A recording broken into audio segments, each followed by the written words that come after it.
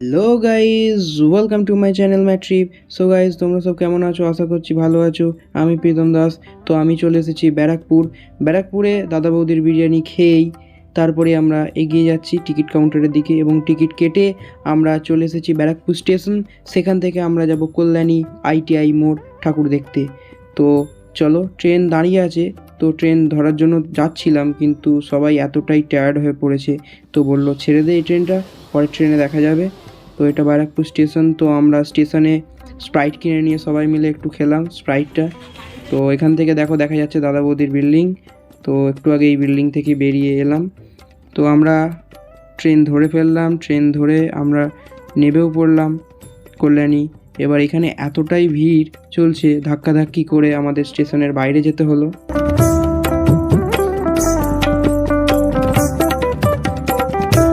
ভাই sub, finally Kalyani station চত্বর টপকে আমরা হাঁটা দিয়েছি।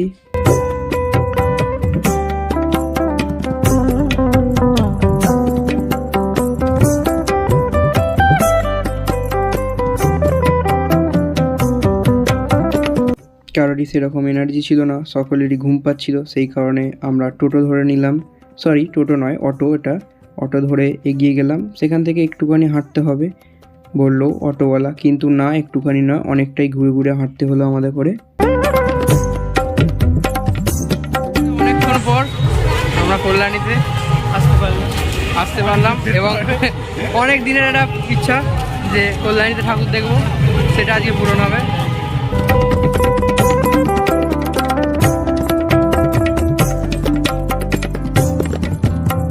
তো ফাইনালি দেখতে পাচ্ছ, এটা হচ্ছে ITI মোড়ের ঠাকুর। তো এই ঠাকুরটা দেখার জন্য এতক্ষণ ধরে এত কষ্ট সহ্য করে এই জায়গাতে এসেছি। তো চলো গাইজ, ভেতরে যাওয়া যাক এবং তোমরাও দেখো এবং আমিও দেখি তার সাথে সাথে। এটা কল্যাণী ITI মোড়ের ঠাকুর। তো ভেতরে যাই, প্যান্ডেলটা দেখতে পাচ্ছ, তো মণ্ডপের ভেতরে যাই।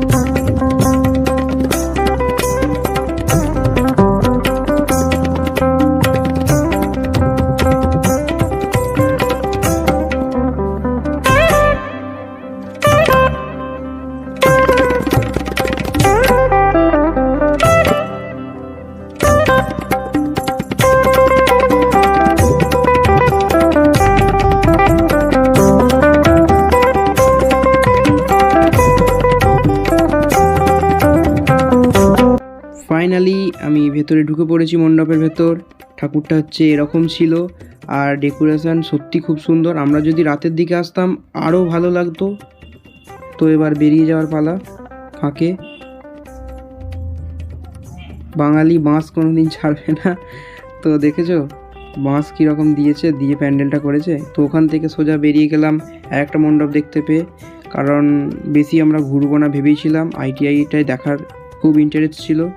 তো এখানেও দেখো ত্রিভুজা দুর্গা, এটা সেটা দুর্গার রূপ দিয়েছে অনেক রকমের।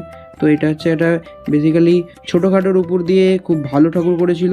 এবং এখানে একজন দারোয়ানকে জিজ্ঞাসা করলাম, সে বললো যে আরও ঠাকুর আছে। এবং রুট ফুট জেনে নিয়ে আমরা বেরিয়ে গেলাম চারধামের দিকে। মাঝে একটা কালী মন্দির দেখে সেখান থেকে আইডিয়াল লাভ কল্যাণী, সেটা দেখে সোজা বেরিয়ে চলে গেলাম।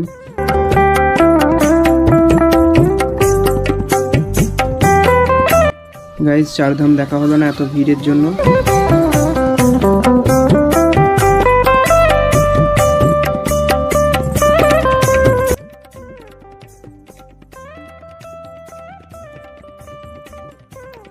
তাই স্টেশনে চলে এলাম, একটু ঘটি গরম খেয়ে নিলাম। ঘটি গরম খেয়ে আমরা অপেক্ষা করছিলাম ট্রেনের জন্য।